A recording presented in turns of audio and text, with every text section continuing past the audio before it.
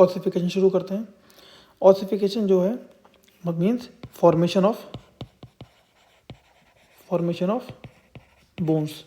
Okay, the shaft of the radius ossify from the one primary centres which appears during the 8 weeks of development. यानी कि जो shaft है radius की वो ossify होती है एक प्राइमरी सेंटर से, जो कि अपेयर्स होता है कब, during the 8 weeks of development in the intra uterine life.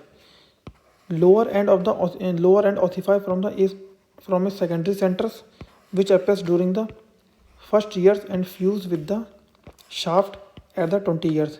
यानी कि जो लोअर एंड जो है वो ऑसिफाई होता है एक सेकेंडरी सेंटर से, कब अपियर होता है वो फर्स्ट ईयर्स में अपियर होता है, और कब फ्यूज़ हो जाता है शाफ्ट के साथ में 20 ईयर्स में, 20 ईयर्स ऑफ द एज। और it is growing end of the bones.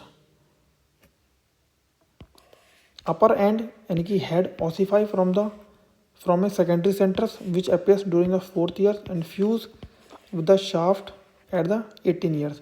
यानी जो अपर एंड है यानी कि हेड है वो ऑसिफाई करता है एक सेकेंडरी सेंटर से, कब अपियर्स होता है 4th ईयर्स में अपियर्स होता है, और फ्यूज़ कब कर जाता है शाफ्ट के साथ 18 ईयर्स में। जो प्राइमरी सेंटर्स होता है ना वो डेवलप होता है ड्यूरिंग बेबी डेवलप या फीटस इन द यूट्रस।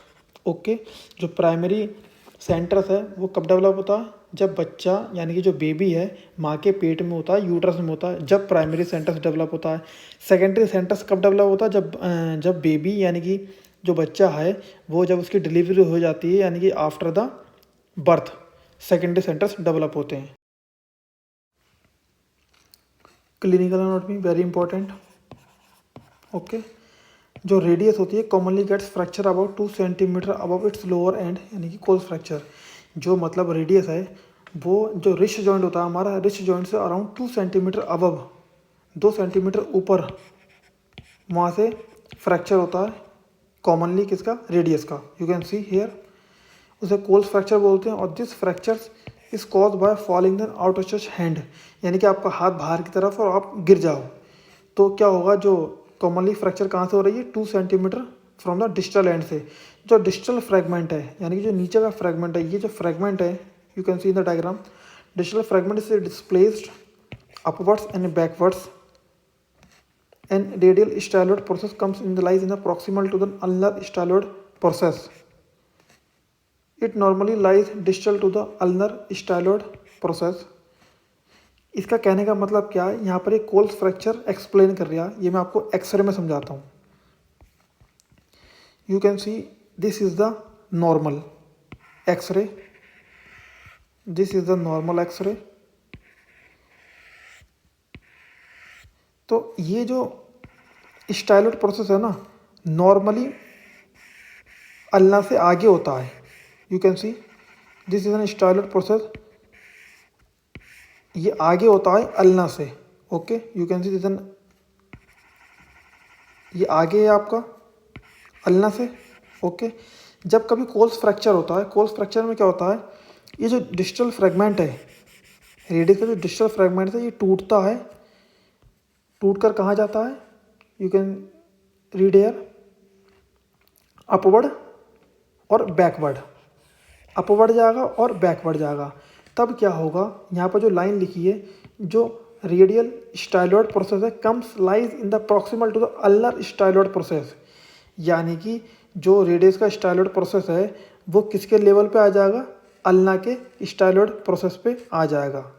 ये जो अल्ना का स्टाइलोइड प्रोसेस है, अगर ये फ्रैक्चर यहाँ से हुई, ये फ्रैक्चर यहाँ से हुई, ये टूट के हिस्सा पीछे को भागेगा, और जो अल्ना का ये जो स्टाइलोइड प्रोसेस है वो इसके लेवल में आ जाएगा,